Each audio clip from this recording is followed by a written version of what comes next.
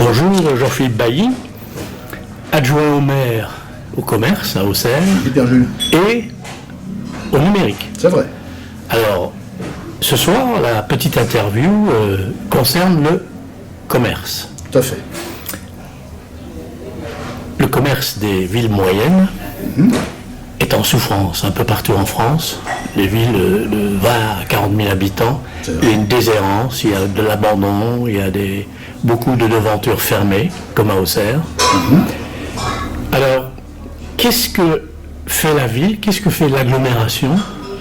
Que faites-vous, autrement dit, pour, d'une part, diagnostiquer la situation? Donc, première question, quel est votre regard sur la réalité?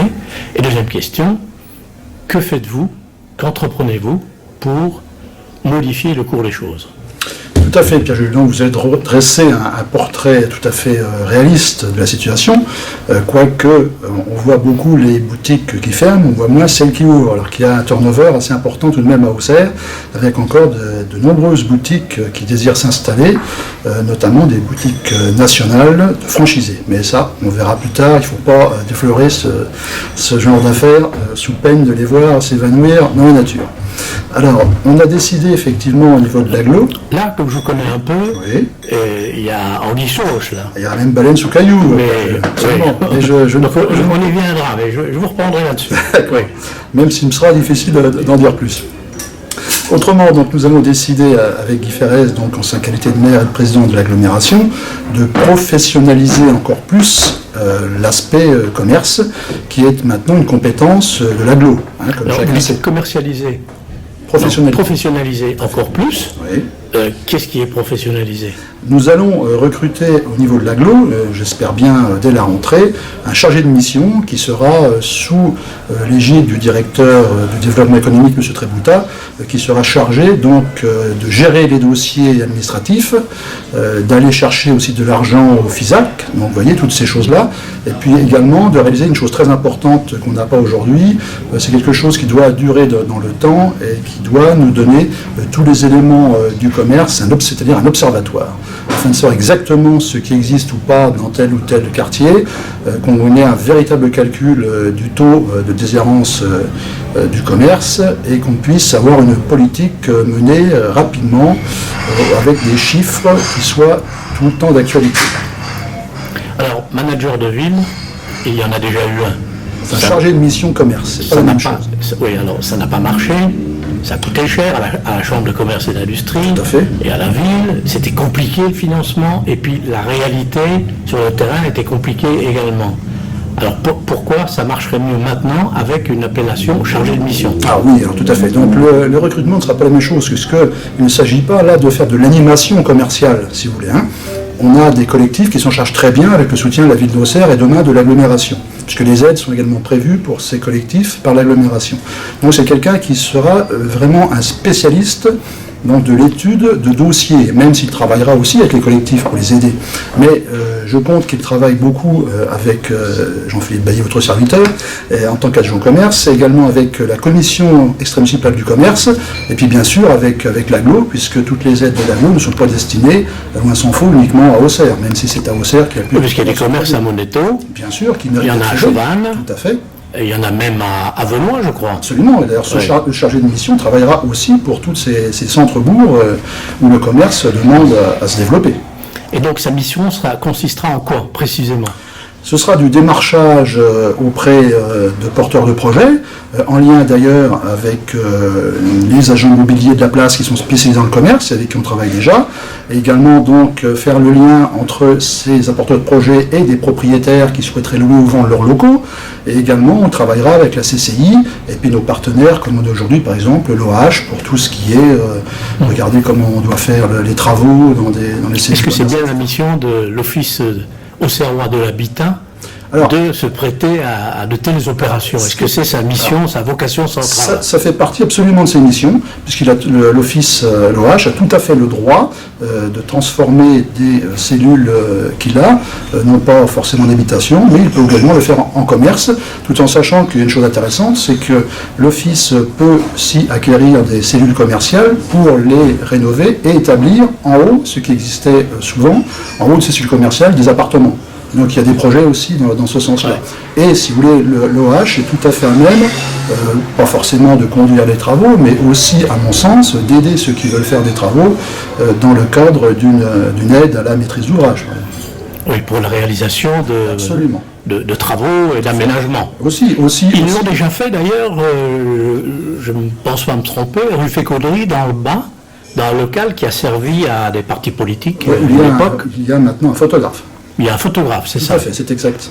Et l'OH est donc... Oui, l'OH a également travaillé pour aider dans la rue Joubert, ce qui s'est fait aussi, la créatrice de bijoux qui a monté la boutique Tremplin, donc l'OH a également travaillé sur les travaux. Ouais. Alors là, on a l'impression de moins que les mesures, ou les mesurettes, ce n'est pas péjoratif, se multiplient un peu à dose homéopathique pour essayer d'inverser le cours des choses, pour essayer de provoquer des déclics, etc. Alors, sur ce qui a été décidé jusqu'à présent, il y a eu des tas de petites choses.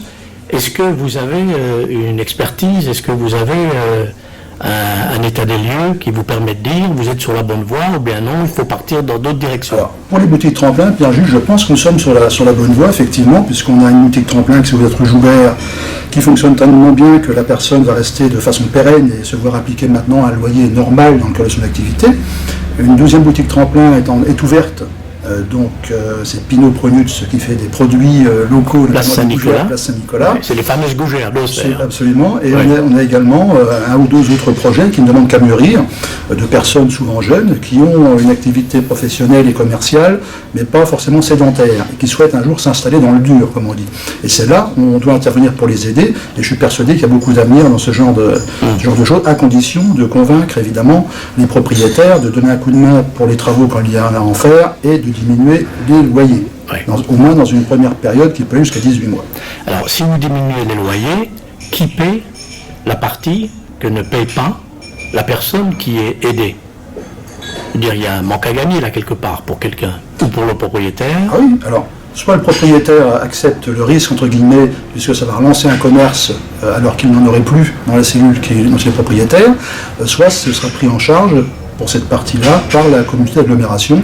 Ce sont les aides qu'on a votées la semaine dernière à l'Aglo, une partie des aides. Plafonnées. Plafonnées, tout à fait. Oui, donc pour toutes les communes de l'agglomération. Absolument. Alors bien sûr, tout le monde ne sera pas éligible. Il va falloir réunir autour d'une table tout un comité pour étudier. Il faut un projet. Bien sûr. Il faut un projet puis voilà, une situation financière. D'où l'importance, Pierre-Jules Gay, d'avoir un chargé de mission qui puisse préparer tout ça pour qu'ensuite les élus, notamment, prennent les bonnes décisions. Alors, vous avez évoqué un observatoire du commerce. Tout à fait. Ça n'arrive pas un peu tard, ça? Parce que ça fait quand même quelques années que les commerces ferment et changent, que les mutations s'effectuent dans les villes moyennes en France, comme à Auxerre. Pierre-Jules, je ne sais pas si bon, déjà, il est jamais trop tard pour bien faire, comme dit le fameux dicton, mais je pense qu'on a fait les choses de façon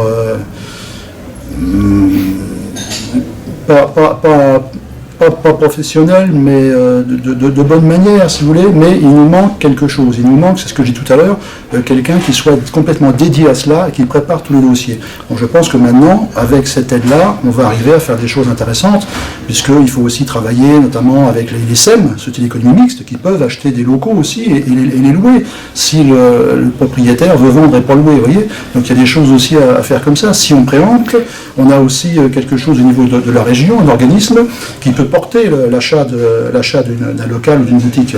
Donc ce sont des choses pour lesquelles il faut quelqu'un qui soit dédié à ça, un bon professionnel, un bon administratif également, et qui ne fasse que ça. Mais est-ce qu'on peut dire que quelque part, la situation a évolué, dans les esprits, ça a mûri, parce que est-il de la vocation d'un conseil municipal ou d'élu dans une ville d'intervenir directement sur le marché du commerce?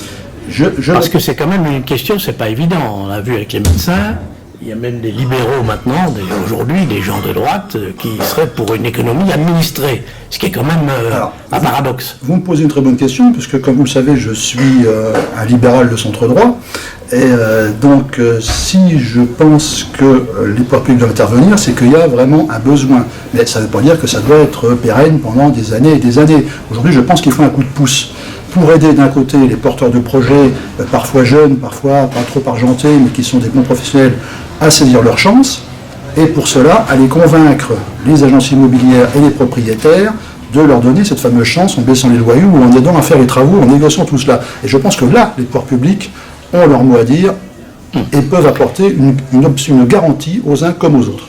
Est-ce qu'on peut dire que le phénomène, la verrue, on va utiliser un terme général, c'est pas vraiment une verrue, mais bon, du Bost, donc en plein centre-ville, absolument, a été un déclencheur, puisque quelque part, à un moment donné, on a pu, au cours des conseils municipaux qui se sont succédés, ressentir une forme d'agacement d'un certain nombre d'élus, de quelque bord qu'ils soient d'ailleurs, face à une situation bloquée et dont on ne voyait pas le bout du tunnel, et dont on ne voit toujours pas le bout du tunnel. Agacement, Pierre-Jules Gail, le mot est faible, parce que je suis même complètement irrité chaque fois que je passe devant ou que je prends un verre à la terrasse avec les amis juste en face, mais c'est quelque chose où on ne peut pas venir à bout du fait de la mauvaise volonté du propriétaire. Bon, je pense qu'il y a dessous de mauvaises raisons fiscales de sa part qui font qu'il n'a intérêt ni à vendre ni à louer et qu'on aura beaucoup de mal à en venir à bout, puisque j'ai des connaissances qui ont proposé d'acheter ces locaux, mais qui ne veut pas les vendre. Qui gère? C'est lui qui gère en direct ou c'est une agence immobilière? Il y a une agence immobilière que j'ai contactée téléphoniquement, mais qui m'a dit si vous arrivez à convaincre le propriétaire, ce serait bien. Parce que c'est un secret pour personne, objectivement, il n'y a pas qu'à Auxerre, il y a des agences immobilières qui bloquent l'évolution des choses.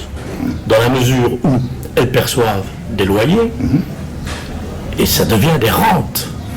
Et donc, voilà, on table dessus et on ne renonce pas aux rentes. Ce sont des recettes précieuses. Sauf, encore faut-il qu'il y ait quelqu'un pour payer le loyer.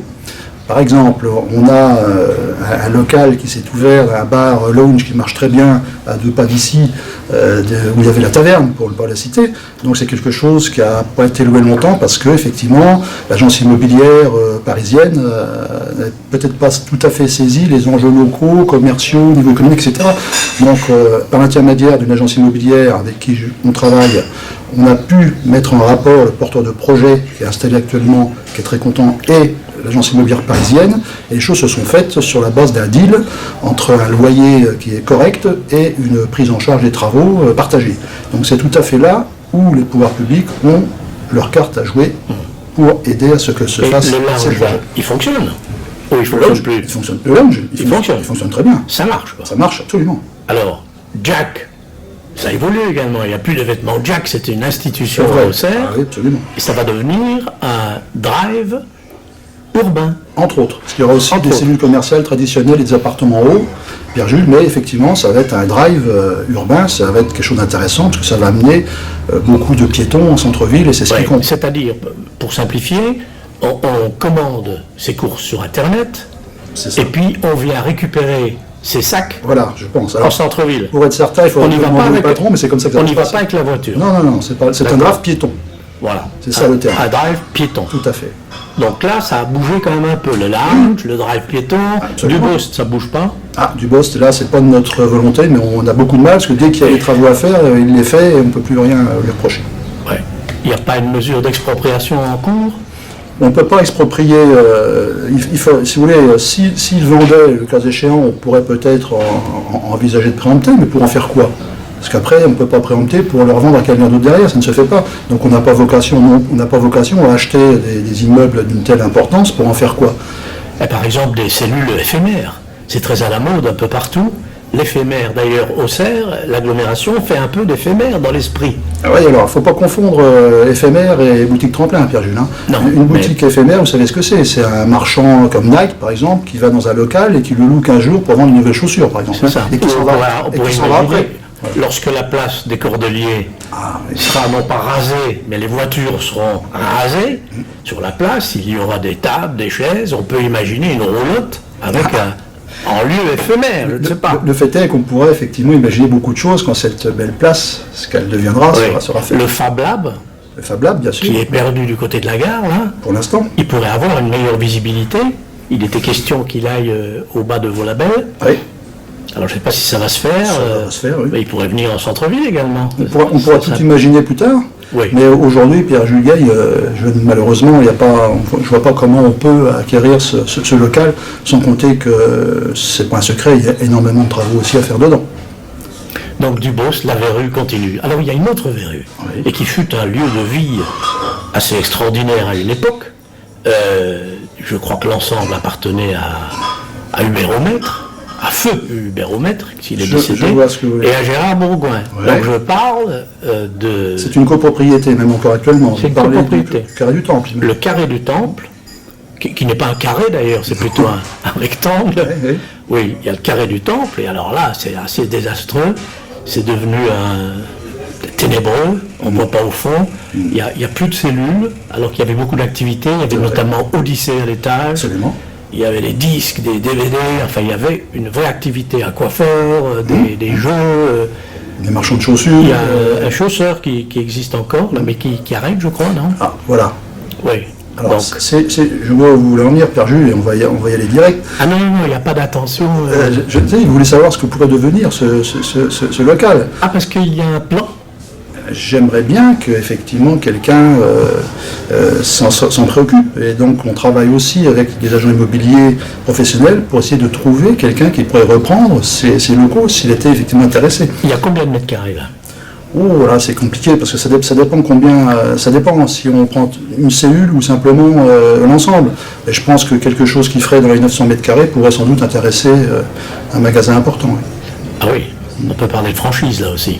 Ce serait sans doute une franchise. Oui. Aujourd'hui, Il y a un projet dont on parle depuis 5-6 ans à Auxerre, Oui. et dont vous-même avez parlé Oui. il y a 5 ans.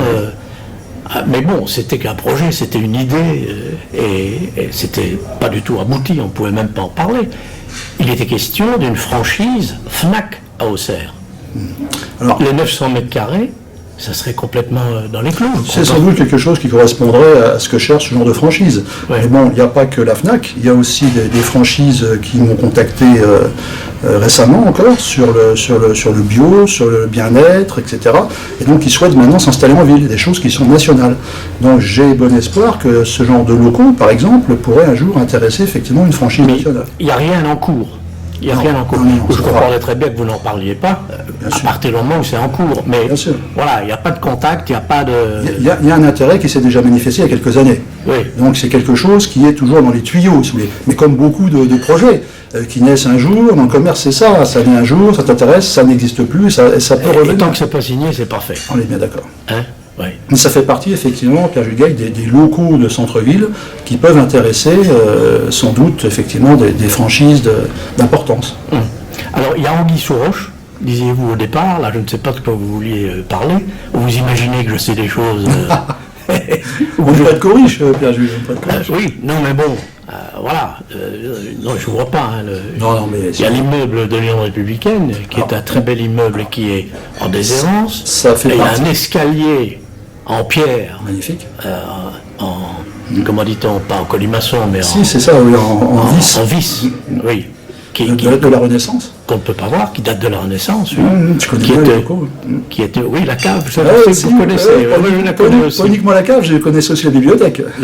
Et puis les logements Oui, bien sûr, c'était un des très bel anciens immeuble. journalistes Un très et bel immeuble. employés, oui. Donc là, il n'y a rien non plus. Si, Pierre-Jules, il y a aussi toujours des choses. Vous savez, on n'imagine pas vraiment, et c'est parce qu'on n'en parle pas, tous les projets de personnes qui viennent voir ce qui se passe à Auxerre et qui veulent s'y installer. On a quelqu'un qui s'intéresse, il y a également quelqu'un qui est intéressé par RUC. Oui. Oui, il y a beaucoup de choses, mais alors ça n'aboutit pas toujours, ou parfois ça demande beaucoup de temps. Voilà. Mais ce sont des choses, si vous voulez, on n'arrête pas, on n'arrête pas. Et je peux dire une chose aussi, c'est que si on n'avait pas travaillé comme on l'a fait quand même, d'arrache-pied pour tout ça, la situation serait bien pire qu'elle l'est aujourd'hui. mais j'ai bon espoir qu'on continue à installer des magasins. Vous êtes aussi élu pour ça, Jean-Philippe Bailly. Absolument. Hein, mais, vous avez été élu, on dépend d'autres. Vous avez raison, mais il y a aussi beaucoup d'élus au commerce qui ont plus de mal que moi dans certaines villes. Oui, c'est vrai que c'est pas facile. C'est pas facile. Surtout pour une collectivité dont c'est pas vraiment la Oui, première mais préoccupation. on doit aider parce que nos concitoyens ont envie aussi qu'il y ait des commerces centre-ville. Nos concitoyens aiment bien se promener en ville, ils ont raison. Moi, j'aime bien aussi aller au supermarché, comme dit sur Internet. C'est une réalité. Mais le centre-ville, maintenant... Mais les deux ne sont pas antinomiques, hein? Oui, mais ça veut dire qu'en contrepartie, il faut un commerce centre-ville de qualité et qui soit recentré sur l'hypercentre et vers les lieux où... Et qui soit bien connecté. Aussi. Et avec du personnel qui sache fonctionner en réseau. C'est vrai, tout à fait. Oui, parce qu'aujourd'hui, il n'y a plus qu'un canal, les canaux sont multiples. Oui, alors j'aimerais d'ailleurs, il y a des choses intéressantes là-dessus. Par exemple, aujourd'hui, on parlait de gens qui commandent sur Internet et se sont livrés chez eux. J'ai lu quelque part, et je vais essayer d'y travailler, comme quoi les commerçants pourraient recevoir des commandes chez eux, mais de leurs propres produits, et ensuite les faire livrer par un service de la poste dédié au domicile des clients. Et ça me paraît quelque chose d'intéressant aussi, ça. Que ce ne soit pas livré par Amazon. Oui, et puis que la personne puisse commander quelque chose sans forcément pouvoir l'emmener tout de suite. C'est-à-dire quand on est en ville, on n'a pas forcément la voiture qui est à côté. Ouais. Donc pour certains commerces, ça peut être intéressant. Donc il y a beaucoup de choses comme ça qui sont dans les tuyaux, qui sont intéressantes. Un mot sur la couverture numérique, on en profite. Qu'en est-il aujourd'hui à Auxerre? Est-ce qu'on peut utiliser la Wi-Fi partout? Normalement, on doit. On a encore fait une réunion il n'y a pas longtemps avec le conseil départemental et les opérateurs. Tout Auxerre devrait être couvert fin 2020. Couvert en Wi-Fi?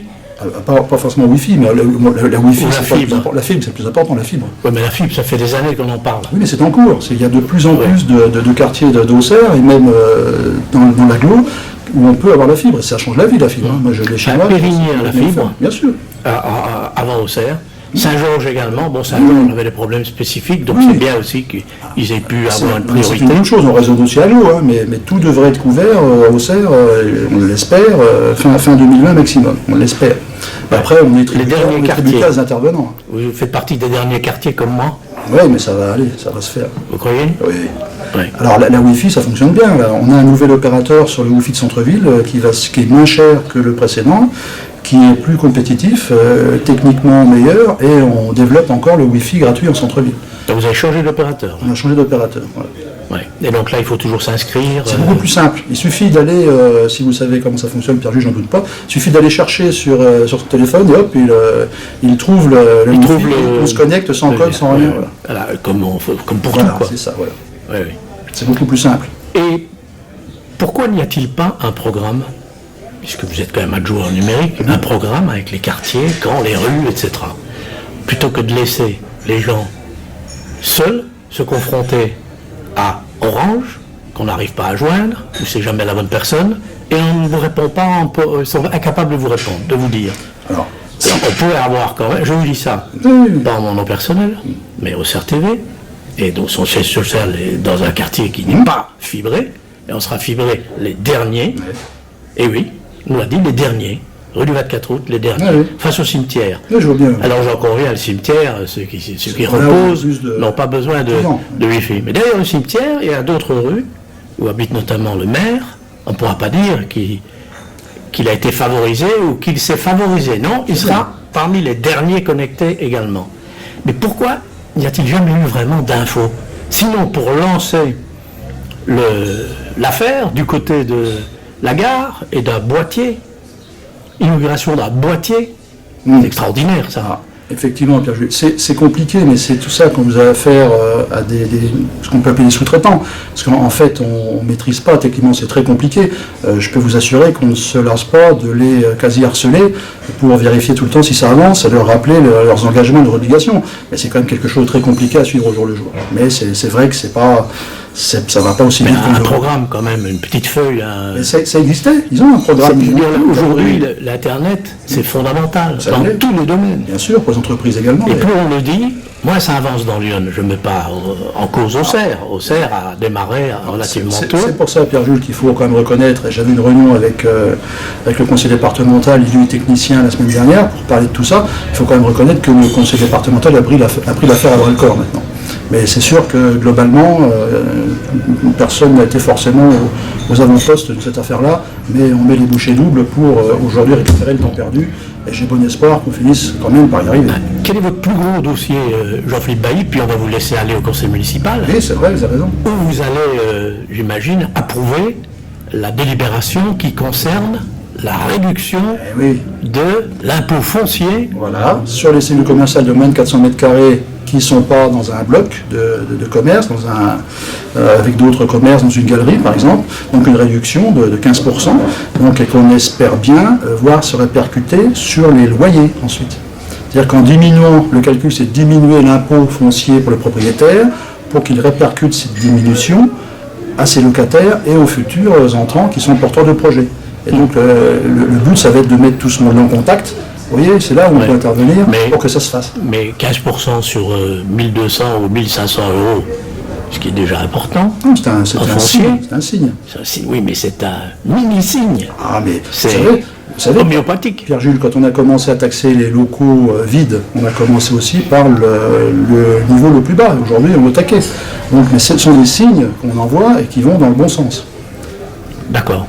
Alors, dernière question quand même, on va la poser. Joker. Alors, dites-nous, vous avez le droit au Joker.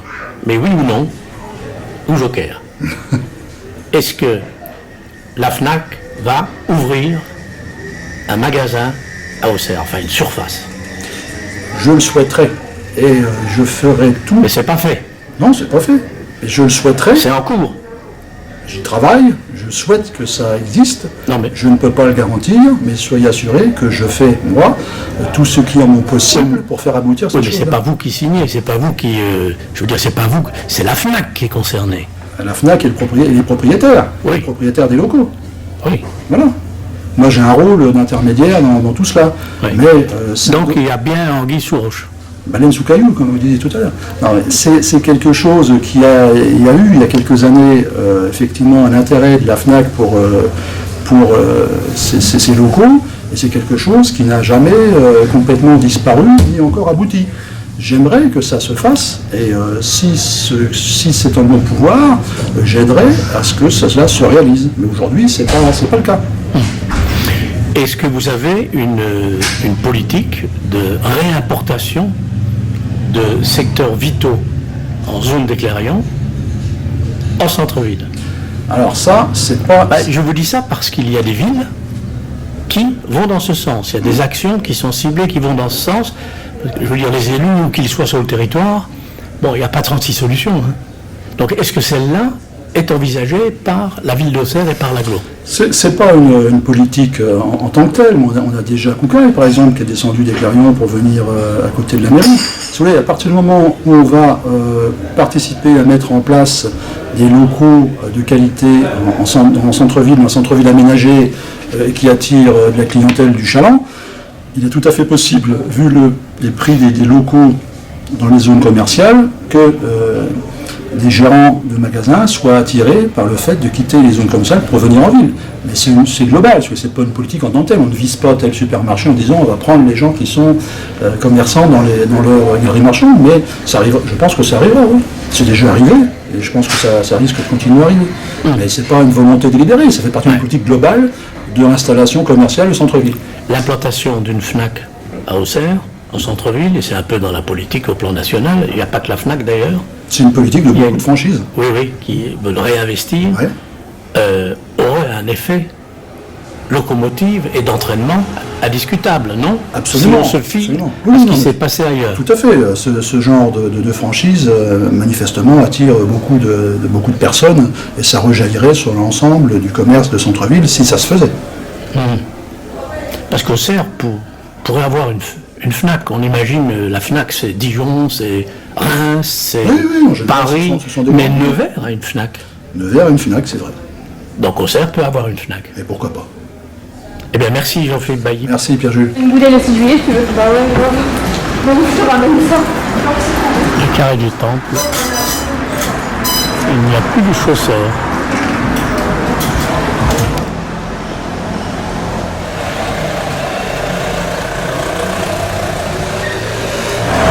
Il va y avoir des nouveaux magasins ici.